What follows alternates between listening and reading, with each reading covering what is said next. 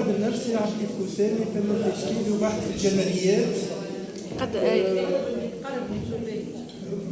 بحث في الجماليات. قمت بعدة معارض في الداخل والخارج، بدءا من ليبيا، العراق، اليونان، موسكو، ألمانيا، بلجيكا إلى آخره. وصدرت لي 5 إصدارات حتى اليوم. من بينهم الكتاب الأول إصدار هو كيف أرسم يا 3 نقاط، وهو كتاب موجه معنا للناشئة خاصة، تحضيري سنة أولى ثانية ثالثة رابعة خامسة سادسة ثم التعليم الأساسي. الكتاب الثاني هو حمية بين الخط العربي والرسم والزخرفة. هذا الكتاب هذايا هو دعوة للخطاط، يا خطاط ايش يتعلم الخط، ويا رسام ايش يتعلم الخط. هذا الخطاط يتعلم الرسم والرسام يجي يتعلم الخط. هذايا معناها معمول خط ثلث، الكتاب هذا من خط ثلث، فيه معناها موضوع من موضوع كبير باقي فيه. هذا الخطاط الطبيعه نتاعو دائما يعاود يحب يكرر ويكرر ويكرر، بينما الرسام هو ديما يحب يجيب حاجه جديده، ديما يحب يجدد. وهنا لقيت روحي انا بين هذا وهذا، حاولت معناها باش نقرب بيناتهم. الحاجه في الكتاب الثالث هو الكوفي اللاتين والوان، كوفي لاتين كولور، وهذا فيه دعوه للتآخي بين الشعوب. يحمل مثلا تآخي لأن الحروف في الحرف الكوفي، ناخذ على سبيل المثال حرف الميم، إذا كان نكتب حرف الميم بالكوفي هو نلقاه حرف الآ باللاتيني، وإذا كان ناخذ مثلا حرف الجي نلقاه هو حرف الواو، وإذا كان ناخذ مثلا حرف الجي نلقاه هو حرف الراء أو حرف الساء إذا كان نكتب النقط إلى آخره. الكتاب الثالث هو الكتاب الرابع هو الخط السباعي.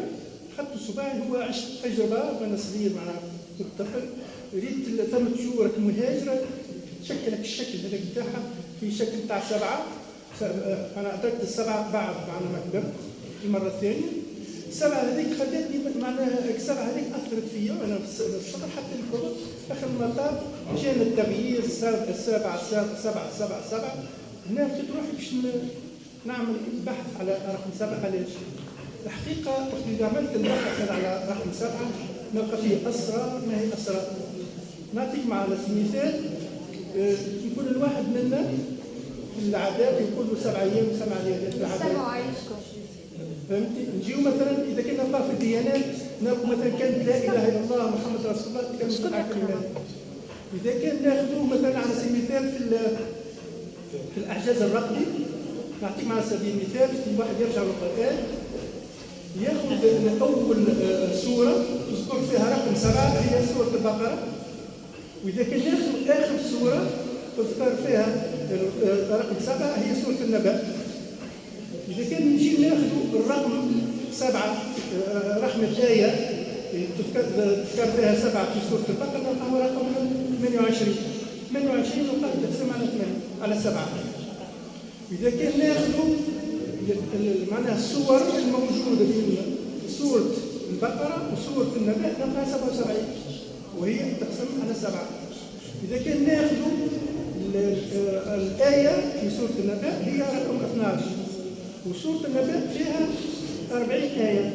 إذا كان نطرحوا 12 من 40 نلقاو 28 تقسم على 7 إلى آخره. في العلوم نفس الشيء موجود. في العلوم ناخذ مثلا الألوان، مثلا الألوان تاع قزح مثلا هي 7 ألوان معناها ذكر هذا إسحاق نووي. الكتاب الآخر هو هذا الأخير هذا الخامس، هو هذا هو 3 أجزاء. هذه مثل الزهر. الكتاب هذا طلب مني 23 عام في البحث. 23 بعد لذلك معناها باش يجاوب على الزخرفة معناها أنواع حددتها كلها، حددت أنواع الزخرفة كلها ومعناها الاتجاهات نتاعها. والبداية ربما الأفضل من الكل أنه اللي كنت في الموضوع هذا يجاوبوا معناها على اليمين على اليسار وكل أو متشعب. انا كمتشعب هذاك الحمد لله وصلت حللته وجدت هنا، وان شاء الله الكتاب هذا يكون شرف في الكل تونسي. هذا نجم نقول عليه.